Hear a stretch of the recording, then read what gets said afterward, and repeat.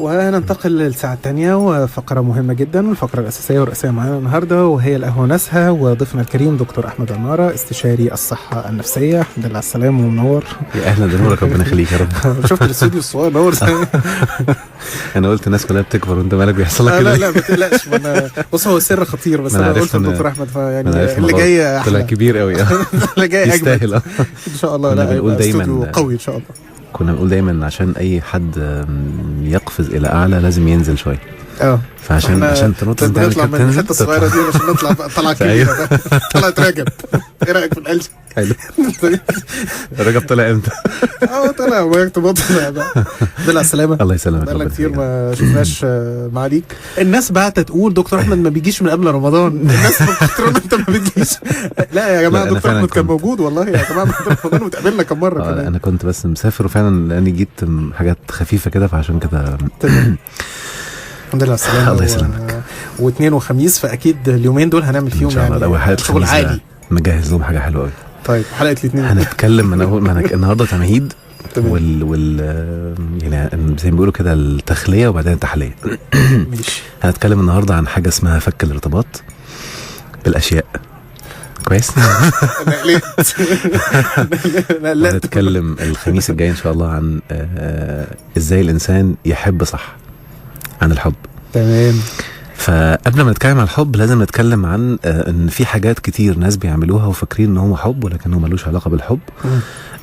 بس هتكلم فيها بصوره عامه شويه، مش متخصصه بالناحيه العاطفيه، اللي هو الارتباط بالاشياء. ان في ناس كتير، او خليني اقول تمهيد بسيط الاول. الانسان مكون من نفس وجسد، ولازم كل مكون من مكونات الانسان يكون بيتغذى بقوه علشان يقدر يعيش ويكون متوازن في حياته العادية. الإنسان لما أصبح بيتبع المادة، أو حياته كلها أصبحت ماديات والمظاهر كلها هي اللي بتشغل حياته، أصبح بيشحن النفس من ارتباطه بالماديات. بمعنى إن هو يحس إن هو ما يبقاش حاجة إلا لما يدخل كلية معينة، مش هينفع يعيش مرتاح إلا لما تتجوز فلان الفلاني أو يحب فلانة فلانية، مش هعرف أكون سعيد إلا لما أبقى أحسن واحد في الحاجة دي. ده اسمه ارتباط. الارتباط ده مشكلته إن هو بيخلي الإنسان في حالة توتر وقلق، وفي حالة عدم توازن إلى أن يتحقق الشيء اللي هو مرتبط بيه. يقوم ايه اللي يحصل بقى؟ احنا اتكلمنا قبل كده واتكلمنا في حلقات كتير عن حاجه اسمها قانون الجذب، وازاي الانسان بيجذب حاجات لحياته، واتكلمنا عن الطاقه، وان الانسان لما يكون ذبذباته سلبيه بيجذب لحياته سلبيات، ولما تكون ذبذباته ايجابيه بيجذب ايجابيات. كل ما الانسان يكون مرتبط بشيء، بمجرد ما يحصل ارتباط بتتحول ذبذبات جسمه الى ذبذبات سلبيه، وبالتالي بيكون عامل زي، عارف لو جبنا مثال كده، كل ما تيجي تقرب من حاجه تبعد عنك، المغناطيس القطبين المتشابهين كل ما تقربهم يبعدوا. فاي شيء انت مرتبط بيه كل ما تحاول تقرب له هتلاقيه بيبعد، وهتلاقي نفسك مستغرب جدا وبتحاول وتتنرفز اكتر. كل ما تتنرفز تتوتر ذبذباتك السلبيه بتزيد، فكل ما تحاول تقرب منه هيبعد اكتر. وده بينطبق على كل شيء في الحياه. المشكله كمان يعني احيانا بتلاقي بعض لو جبنا مثال مثلا شائع جدا، ويمكن هقوله شويه عشان الناس تضحك على نفسها شويه. بعض البنات اللي مرتبطين جدا بالجواز، يعني مرتبطين بالجواز، يعني نفسهم يتجوزوا، نفسهم يتحبوا، نفسهم يلا بقى يدخلوا هو الكليه يعني جواز، لازم اخرج من الكليه بعريس. تلاقي كل ما يتقدم لها حد لو هي مرتبطه بالجواز جدا هتلاقي فجاه جوازها فركشت. ليه؟ ما تعرفش. يوم الناس اللي بتفتي يقول لك معمول لك عمل. هو الكلمه بنقولها في بيوتنا. هي دي المشكله، ان احنا بنبدا كل حاجه مش فاهمينها نلقيها على الجن والعفاريت والكلام الفاضي. فالانسان حتى لو قلنا مثال كده بسيط شويه، لو كل حد يسمعني يركز فيه بعمق ويتامله ويبدا يراجع ذكريات من حياته عشان يربط بيها اللي انا بقوله ده، هتلاقي في حاجات كتير، اهداف كنت عايزها، او حاجات حتى بسيطه، موبايل مثلا كنت نفسك تجيبه، او حاجه عايز تجيبها من بابا مش موافق، او ايا كان. هتلاقي نفسك كل لما كنت مرتبط فيها وعايزها قوي وحاسس ان انت مش مرتاح الا لما تجيبها، هتلاقيها مش راضيه تيجي وبتلخبط، وبيسموها بتعرقب كده او بتلخبط. ويوم ما خلاص فقدت الامل وطنشتها ونسيتها راحت جايه. دايما نقول كده الحاجه طول ما احنا متعلقين بيها ما بنطولهاش. انا هنا هتكلم بقى في فك الارتباط، لان قانون الجذب ما بيشتغلش الا لما يكون الارتباط مفكوك. اي شيء انت مرتبط بيه مش هيجيلك.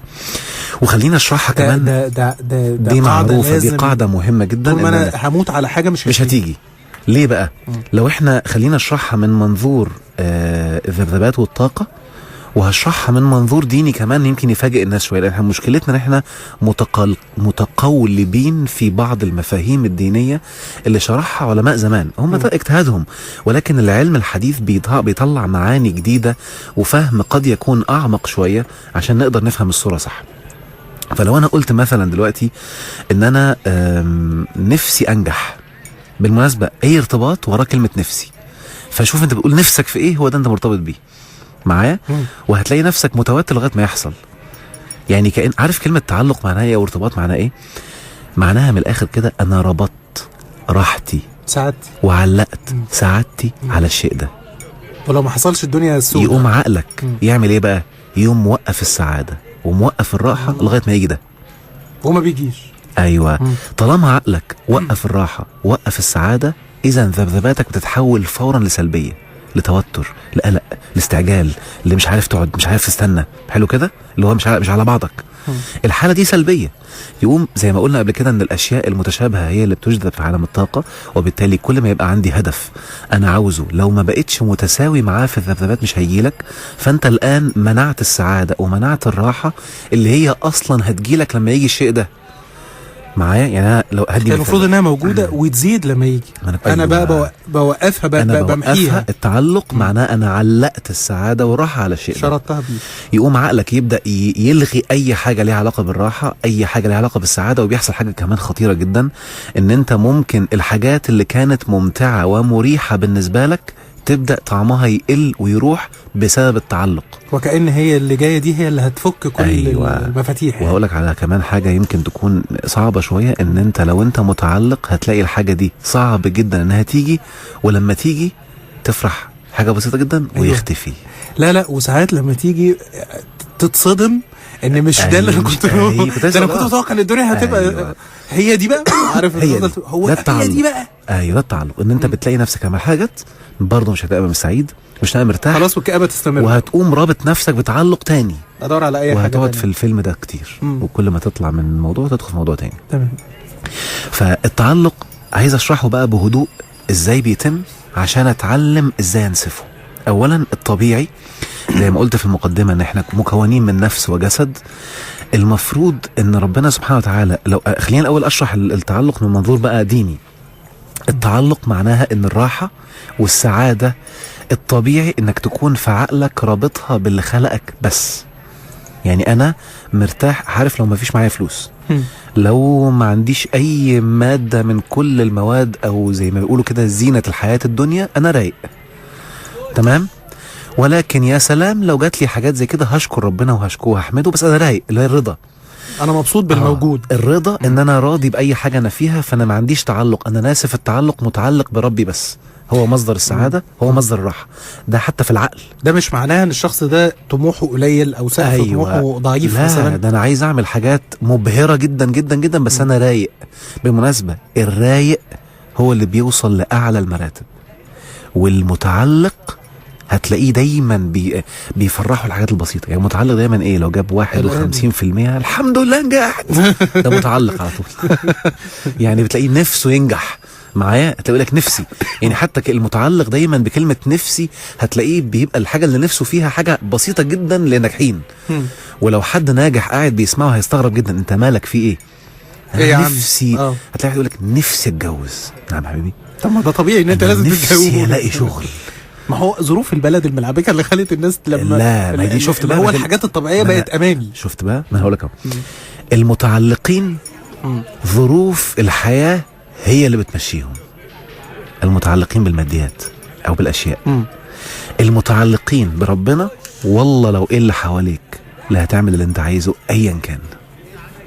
وخدها قاعده كده، حتى ما تحاولش تفسرها منطقيا، لانها عارف كلمه من حيث لا يحتسب، هي مش هتجيلك منطقيا. طالما احتسبت، لا طالما احتسبت او عرفت هتيجي منين، يبقى مش هي هتيجي من حته ثانيه، مالكش دعوه انت بقى. ايوه.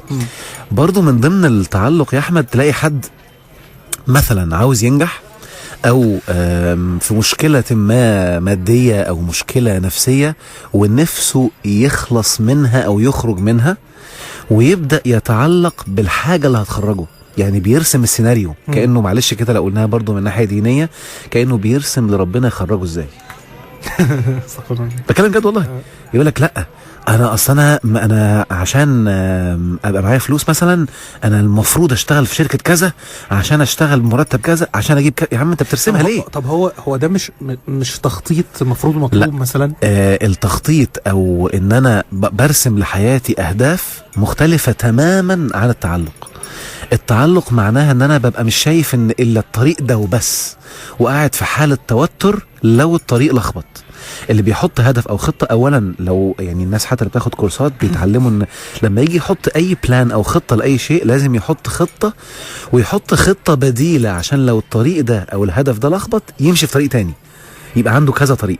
المتعلق مش شايف طريق واحد بس، وفي الغالب بنسميها وحتى لو وصل للحاجه اللي هو عايزها بطريق غير اللي هو رسمه ما بيرتاحش. يعني هديك مثال مثلا، لو جبنا مثال على العاطفة، بعض النساء متعلقين بكلمة بحبك أو بالحضن. نفسها جوزي يقول لي بحبك، نفسها جوزي يقول ياخدني بالحضن مثلا. حلو كده؟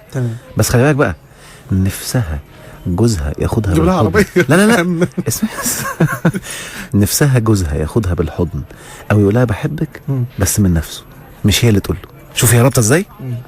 يقوم هو ما يعملش كده، لا منها ولا منه. تقوم هي رايحه قايله له ايه؟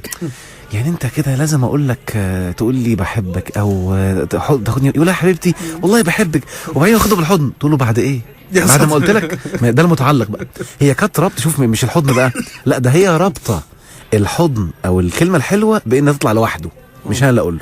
ده مثال. هو ده غلط فيها، انها لما تبقى طالبه ان هو يعني اللي يبادر بحاجه كويسه ده عيب. لا هي مش عيب. يمكن هنتكلم فيها في الحب يوم الخميس، بس خلينا نعدي عليها سريعا كده. ان الانثى من سيكولوجيتها او من سماتها ان ربنا مودع فيها حاسه كده، نقدر نسميها الحاسه السادسه. كل حاجه دي بيسموها الحاسه السادسه، خدت بالك؟ اي حاجه غريبه كده دلوقتي بيقولوا حتى 21 حاسه كمان. بس ما علينا. والرجاله عندهم يعني دلوقتي اللي بيقول لا الحواس عند الانسان بصفه عامه. يمكن يعني من زمان كنت قريت بحث كده ان هو بيتكلموا ان هم 21 حاسه، واللي بيقول دلوقتي الحواس الانسان 5، ده يعتبر بيتكلم عن حاجات منقرضه يعني. يعني هديك مثال، مثلا لو انا وانا مغمض عيني ومسكت حاجه تخينه وحاجه رفيعه، انا بعرف ازاي انها رفيعه وتخينه. دي مش حاسه لمس، دي حاسه تانية خالص فعلا. خدت بالك؟ انا ماسكها. هو اللمس ما بيبانش تخين من رفيع اصلا، لكن انا مسكت حاجه رفيعه حاجه تخينه. اللمس يقول لي انها صلبه مثلا. ايوه. طيب انا بصيت على ازازه قريبه وازازه بعيده، عرفت الفرق منين؟ دي حاسه تانية خالص، الحاسه 3 دي. ايوه. انا سايق العربيه وبعدين مقدر العربيه اللي ورايا، قمت كاسر يمين او شمال بعد ما هي عدت، دي حاسه مختلفه تماما، وهكذا بحاجات كتير. طب انت قلت لي هنجاوب على حته حاجه تقيله وحاجه خفيفه، عرفت منين التقيله والخفيفه؟ دي حاسه تانية خالص. فهم مسمينهم اسماء كتير. احنا كنا وقفنا عند الجزء ده، قلنا هنحكيه تفصيلا، بس قلت هتقول في جزء اللي هو بقول لك اللي هي ده ان يعني لازم تطلع من نفسه يعني. ان هي مش منطقي انها تطلب ده، يعني انها تبقى حابه ان هو يقول ده من نفسه. فاللي بيحصل ايه بقى؟ ان الانثى ربنا مودع فيها حاسه كده ان هي تحس اللي قدامها عايز ايه، وتعرف لوحدها من غير ما هو اللي يطلب. شوف رومانسيه طلعت ازاي. شوف يعني اسامه منير قاعد معايا يا اخواتي. خدت بالك ثانيه خالص؟ قول بسرعه قبل ما الراجل يغني. عشان هتقعد مع بيبي فتره طويله ما بيتكلمش، فهي من حركاته ومن نظرته تعرف هو عايز ايه. فالانثى بتفكر بقى ان الراجل زيها، فهي تلاقيه لما هو يبقى جعان تعرف، لا مش بيبي، لما يبقى تعبان تعرف لوحدها. فهي فاكره ان هو المفروض كمان لما هي تبقى عايزه تاخد هو يعرف. لكن انا اقول لكم بقى من الاخر كده عشان تريحوا نفسكم، الراجل بطاطس لو ما قلتوش عايزه ايه بالحرف مش هيفهم، لانه ما عندوش الحاسه اللي عندكم دي. ربنا يكرم البنات والرجاله كلهم. لسه مكملين مع دكتور احمد عماره، استشاري الصحه النفسيه في القهوه وناسها. ودكتور احمد نستمر. هكمل بس الاول عشان نريح الدنيا. انا دي من ضمن اكتر المشاكل اللي بنقابلها في مع الرجال والنساء يعني. ان مبدئيا كل البنات عماله تكتب الراجل بطاطس. الراجل شايف قول كلمه بقى ليهم. لا ما هو اظبط الكفه الميزان. انت هترمي لي الكلمه وتسيبني على فكره. هم هينبسطوا من الكلمه دي. بس النقطه المهمه ايه بقى؟ ان هقول بس حته للبنات وللانثى بصفه عامه. وبالمناسبه عاوزكم تركزوا كده، في فرق ما بين الذكر والانثى والرجل والمراه. يعني الرجال والنساء دي صفات مختلفه تماما عن الذكور والاناث.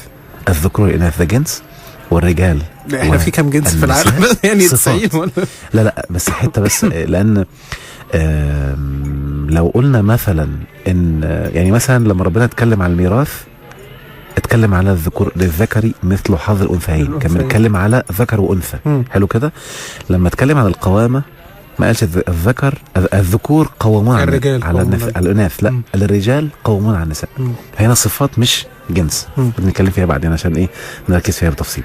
فالنقطه المهمه ايه بقى؟ ان الانثى الراجل لما بيكون مثلا محتاج انها تاخده في حضنه او محتاج ان هو ياكل، بيطلع اشارات كأنه بيقول لها، بس اشارات غير لفظيه مش باللسان. وبالتالي انت برضو بتعرفي لما هو يقولك، بس بيقولك بطريقه مش ملفوظه. فبالتالي لما هو انت تقولي له بقى بطريقه هو بيفهمها ملفوظه، انتوا الاثنين قلتوا لبعض اصلا. فان انا اربط بقى، وده التعلق، ان انا اربط ان انا مش هحس بطعم الكلمه او مش هحس بالحضن اللي لما يعمله من غير ما اقول له، هي دي المشكله. حلو كده. من ضمن التعلق تاني، ودي هنتكلم زي ما قلت لكم، انا بس هعدي عليها بسرعه كده، لكن هنتكلم فيها بالتفصيل يوم الخميس عشان نفرق، لان في ناس كتير جدا وركزوا في الحته دي بيفكروا ان اللي انا متعلق بيه يبقى بحبه. مش كل حاجه متعلق بيها لازم اكون بحبها. انا بتكلم على اشخاص. البعض البنات وبعض الرجاله لما يلاقي نفسه متعلق بانثى او الانثى متعلقه براجل، يبقى معناها ان انا بحبه. بالمناسبه هقول لكم ترمومتر سريع كده عشان تشويق للحلقه الجايه. اللي تحس ان انت ما تعرفش تعيش من غيره ما اسموش حب. ده اسمه ايه ساعتك؟ ده اسمه تعلق.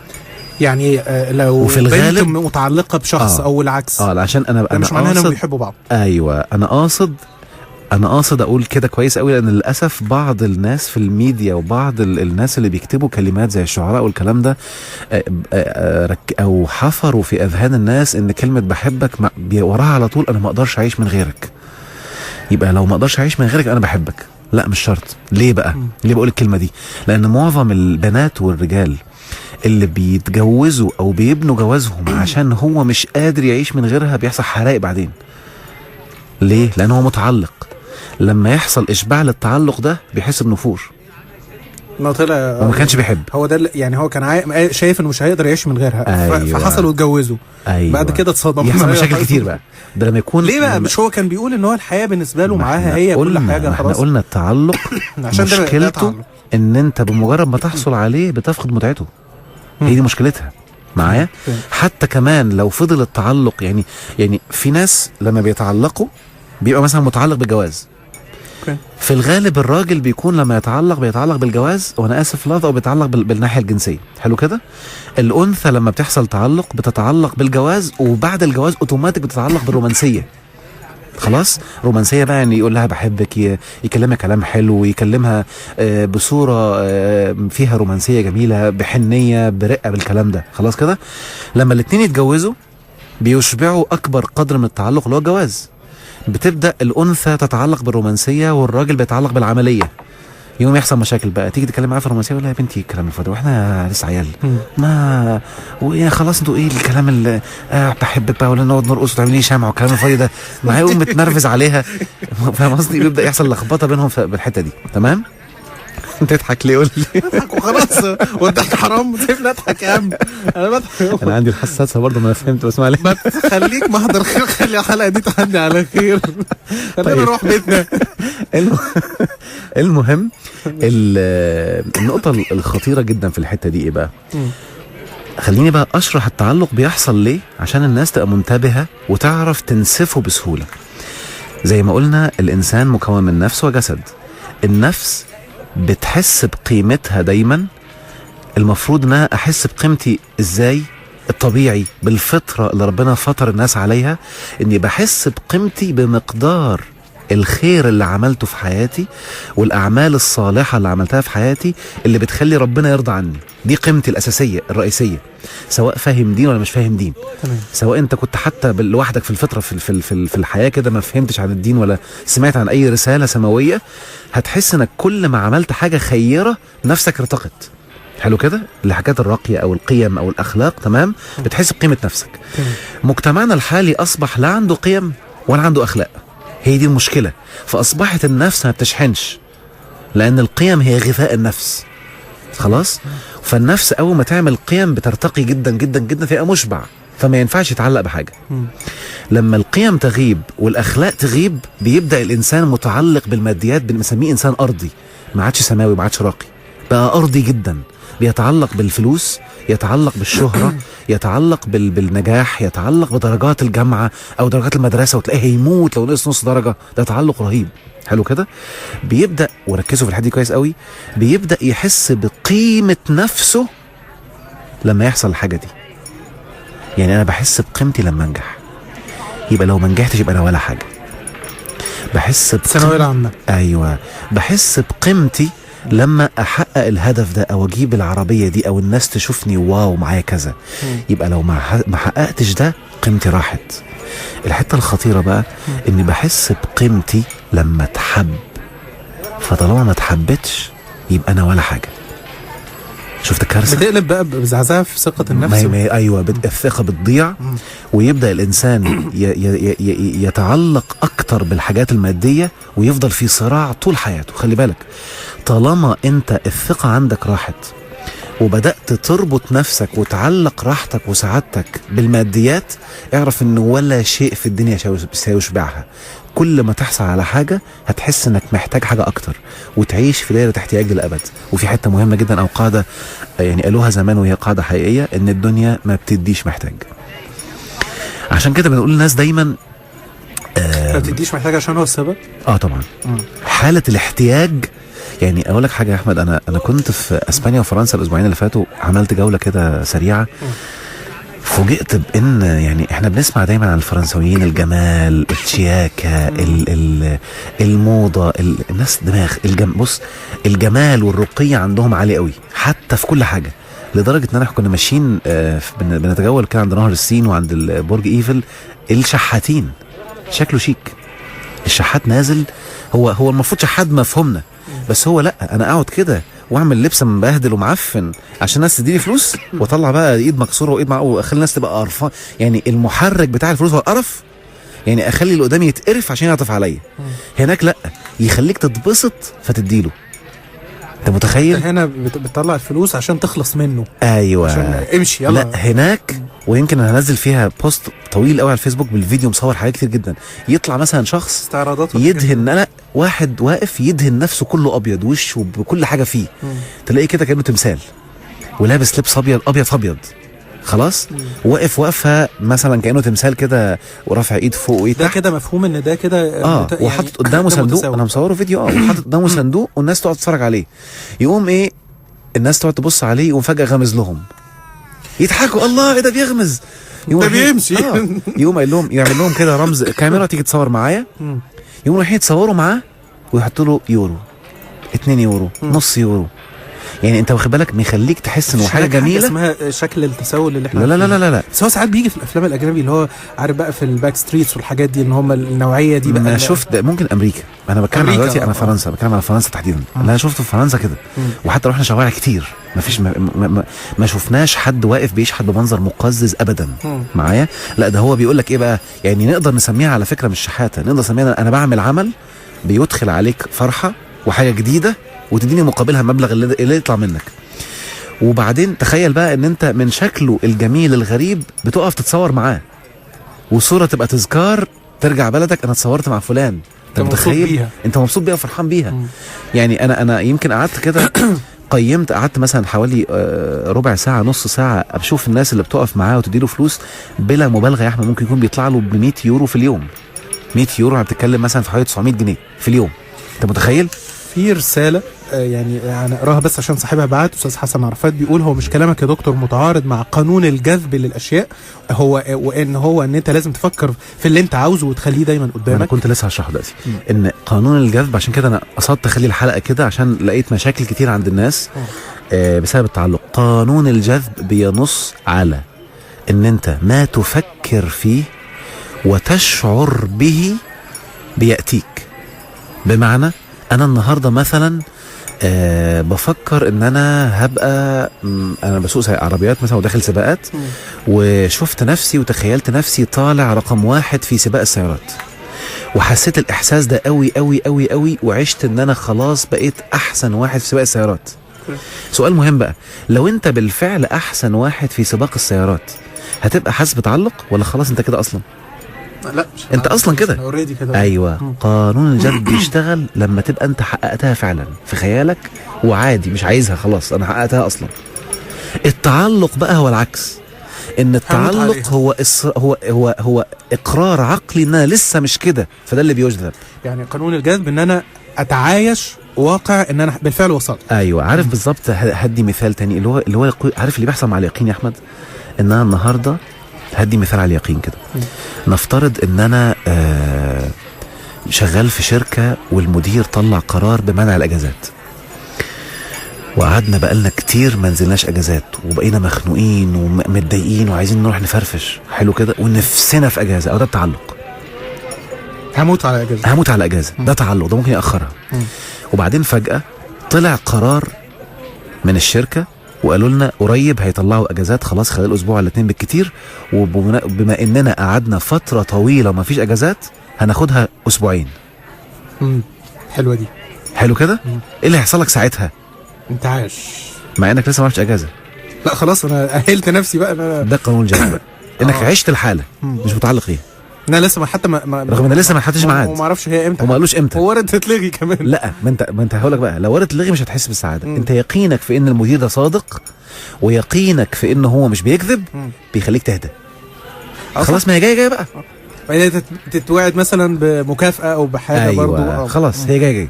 فمشكلتنا بقى، ودي الحته اللي كنت لسه هضيفها بعد شويه، ان التعلق عكس اليقين. ان انا مش مصدق انها جايه، ومش مصدق ان انا من غيرها ولا ان انا لسه مش حاجه، فبفضل قاعد مستنيها. عارف كلمه محتاج معناها انا ناقص شيء، واللي انا متعلق بيه ده هيكملني. قانون الجذب ما يشتغلش لما تحس انك كامل ومش محتاج الشيء ده يجي لك. حلو كده. تمام.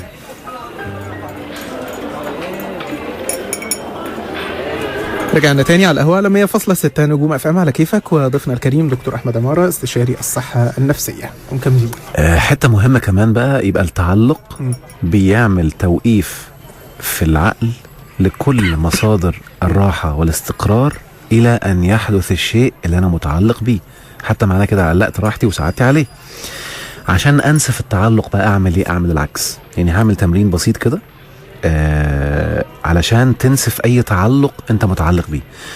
وزي ما قلنا قبل كده، قانون الجذب ما بيشتغلش الا لما التعلق يتنسف عشان تجذب الاشياء اللي انت عايزها. وعشان يشتغل صح لازم تكون في حالة يقين، واليقين معناه ان انا خلاص الحاجة كأنها عندي ومش فارق معايا، هي عندي اصلا مش مستنيها.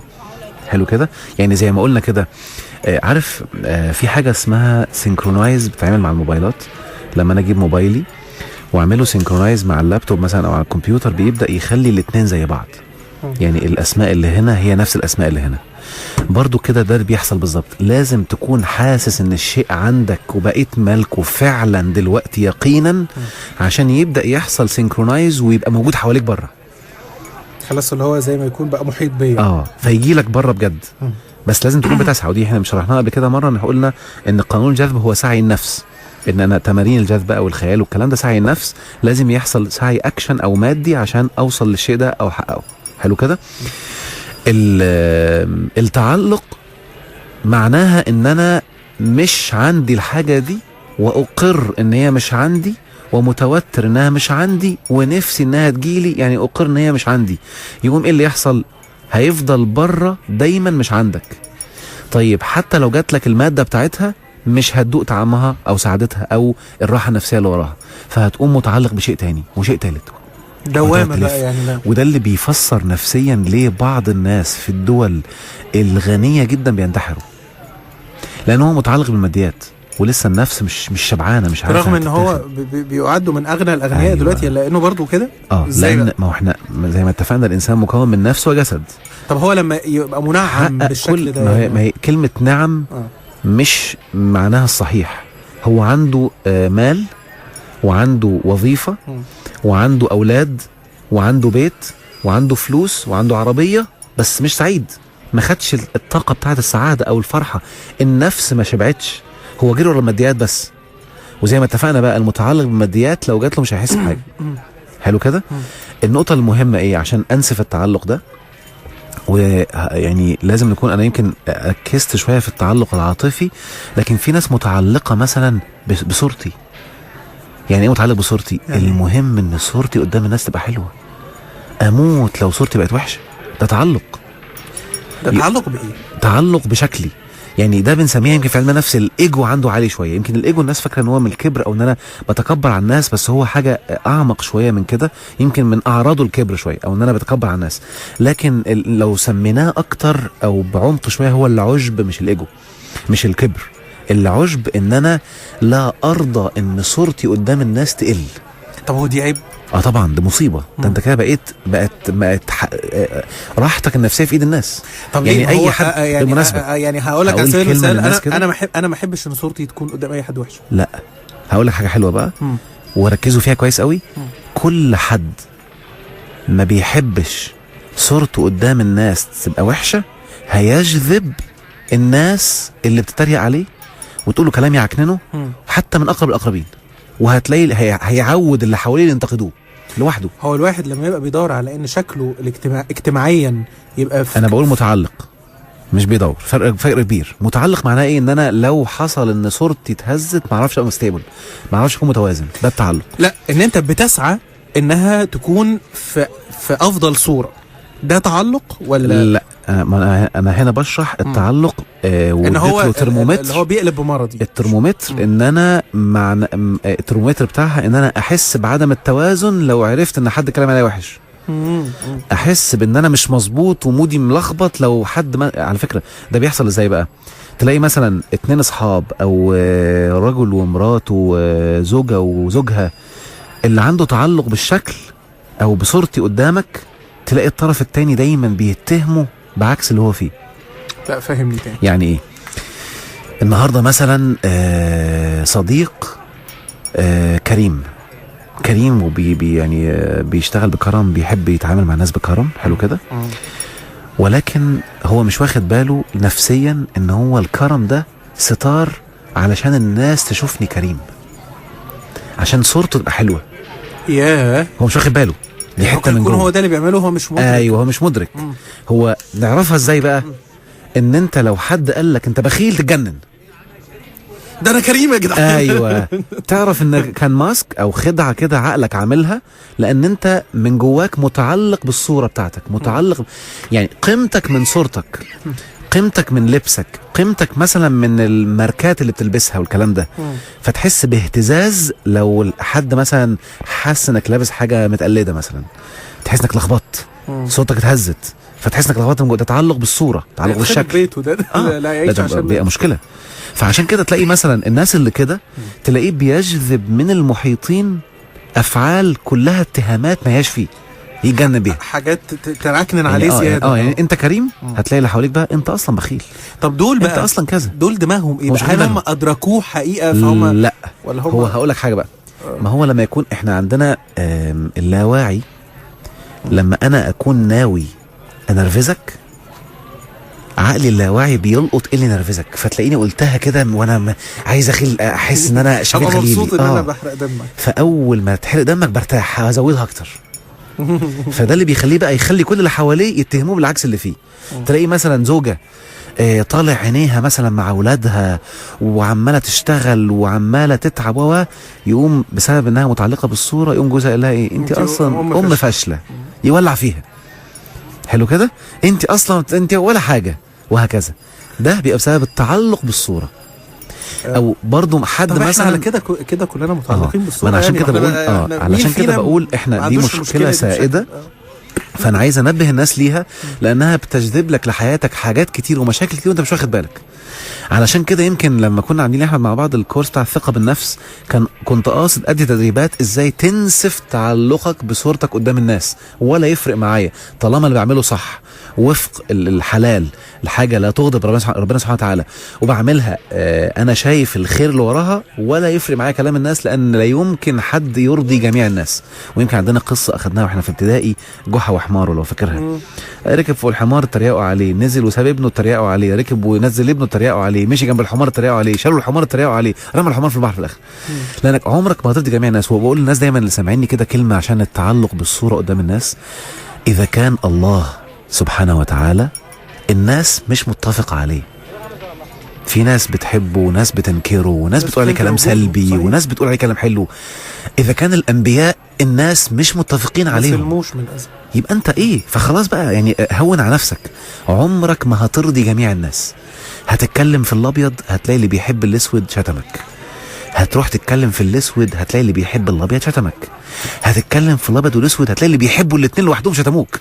فمش لازم حد. هو الجانب الثاني بقى، هو لازم انا مثلا دكتور احمد بيحب كذا انا ما بحبوش، او مش شاتم دكتور احمد، ما هنا حلو قوي، انا ما بحبوش وخلاص. انا معاك، بس انا بتكلم في الواقع. الواقع ان الناس اصبحت زي ما قلت من شويه الاخلاق والقيم عندهم انهارت، فاصبحوا عند الاختلاف بيشتموا. فانا جبت الاكستريم عشان تبقى متوقع السلبي وتهدى بقى. ان انا هتتكلم في حاجه، يعني انا ممكن اكون بتكلم في حتى في راي نفسي مرتبط بقاعده في الدين او فقه مثلا او مرتبط بايه، تلاقي حد بيشتم وبعدين في الاخر يقول لي وانت ايه دخلك في الكتاب؟ يا عم قول كلمه حلوه، طب حتى قولها باسلوب شيك يعني. حتى انا عارف ان انت جاي بشوف على الصفحه عندك زبد. فانت يعني حتى انت مختلف معايا، قول لي وجهه نظرك، قول لي اختلافك. لا ما بنقولش اختلاف، احنا بنشتم مش تشتم يعني، حتى مش كده. لا ويكفرك. انا ما ده بتكلم، دي المصيبه الثانيه بقى، ان يبدا يتدخل في النيه، يتدخل في علاقتك بربنا، يخش في مصيبه تانية، ومش مدركين ان في حديث نبوي خطير بيقول مثلا: من قال لاخيه يا كافر فقد باء بها احدهما. مش هتخرج عن واحد منكم انتوا الاثنين. يعني لو ما كانش هو كافر هترجع لك يا حبيبي على طول. فدي خطيره. ازاي يعني انت ازاي تكون مدرك ان في يوم قيامه وفي حساب وتقول الكلام ده؟ فاللي انا اقصده برضو ايه، ان انا عايز اكسر عند الناس اللي بتسمعنا دلوقتي موضوع ان انا اكون متعلق بصورتي قدام الناس، متعلق ان درجاتي هي قيمتي، ان لبسي وشياكتي هي قيمتي، ان انا اتحب هي قيمتي. لا، بس في فرق. انا ممكن اكون عاوز اطلع الاول، عاوز البس شيك عشان اضيف حاجات حلوه ليا، بس دي مش قيمتي. ما بقاش رابط قيمتي انا كانسان بشكلي، بحيث لو شكلي وحش احس ان قيمتي اتهزت. لا، هنا المشكله بقى، ده التعلق. ولما احس ان قيمتي اتهزت بفقد المتعه وبفقد الراحه وبفقد الاستمتاع. هناخد بريك ونطلع للتمرين بقى. طيب التمرين هياخد وقت قد ايه علشان؟ لا بسيط مش طويل. يعني قد ايه كده؟ يعني 3-4 دقايق. طيب هنختم بيه هو التمرين. اوكي ان شاء الله. ماشي يلا بينا. هنختم مع دكتور احمد بالتدريب بالتخيل. التدريب هتقعد في مكان هادي وتفكر في شيء انت رابط نفسك بيه وحاسس ان انت في حالة عدم توازن او في حالة عدم راحة ومتعلق ونفسك قوي الشيء ده يحصل. غمض عينيك وتخيل ان الموقف حصل او الشيء ده حصل بأحسن مما تتخيل، وسيب المشاعر تطلع. حس مشاعر الراحة، مشاعر الاستمتاع. ارسم ابتسامة جميلة كده على وشك، وتخيل ان هو حصل، وفجأة كأنك بتدي امر لعقلك ان انت اكبر بكتير من الشيء ده. قول عادي، ايه المشكلة؟ حصل عادي جدا ولا فارق معايا. انا قيمتي اكبر بكتير من الشيء ده. انا قيمتي اكبر بكتير من الشيء ده. وشوف نفسك اكبر واكبر واكبر، وان الشيء ده صغير جدا لدرجة ان هو قد النملة قدامك. قلل منه قوي عشان يتفك الارتباط في عقلك بالشيء ده. وبعدين تخيل ان الشيء ده ما حصلكش، وانك عمرك ما هتشوفه لغاية اخر يوم في عمرك. هنعمل تخيل عكسي دلوقتي. تخيل دلوقتي الشيء اللي انت نفسك انه يحصل ونفسك تعيشه او تحسه او تدوقه او تحصل عليه، انه ما حصلش، وان انت هتفضل لغاية اخر يوم في عمرك بتحاول وعمرك ما هتحصل عليه. بهدوء عادي ولا فارق معايا. انا قيمتي اكبر بكتير جدا من الشيء ده. وشوف نفسك اكبر، وتخيل، ودي نقطة مهمة جدا، تخيل نفسك عايش في الحياة الفترة الجاية رايق ولا فارق معاك ولا مأثر عليك شعرة ان انت ما حصلتش عليه. ده مهم قوي. تخيل نفسك حياتك عادية، بتحقق اهدافك في حياتك، بتشوف وسيلة تانية لتحقيق رسالتك وتحقيق الغاية اللي انت عايش عشانها، وان حياتك ماشية كويس وكبرت وحققت اهدافك ولا فارق معك ولا اثر فيك لحظة ان الشيء ده ما حصلتش عليه. وكرر كتير، انا قيمتي اكبر بكتير من الشيء ده. وشوف نفسك كبير وهو صغير جدا قد النملة قدامك. وركز على شكل حياتك الحالي ايا كانت الظروف اللي فيها، سواء سلبية او ايجابية، ايا كانت، كلنا عندنا سلبيات وايجابيات. ركز عليها بصورة مجملة وقول بهدوء انا راضي تماما عن كل اللي انا فيه. حالات المرض وحالات الصحة، حالات الفقر وحالات الغنى، حالات الفشل وحالات النجاح. راضي ان في ناس مقدريني قوي وفي ناس شايفيني ولا حاجة. انا راضي تماما ولا فارق معايا. ويا سلام لو زودت للرضا اللي انا فيه ده والسعادة اللي انا فيها الهدف اللي كنت عايزه، اللي كنت متعلق بيه، يبقى اضافة مش تعلق. انا راضي دلوقتي تماما. نفترض مثلا ان انت متعلق بالجواز، انا راضي تماما ان انا عايش كده، مش متجوز او مش متجوزة، ورايقة تماما ولا فارق معايا.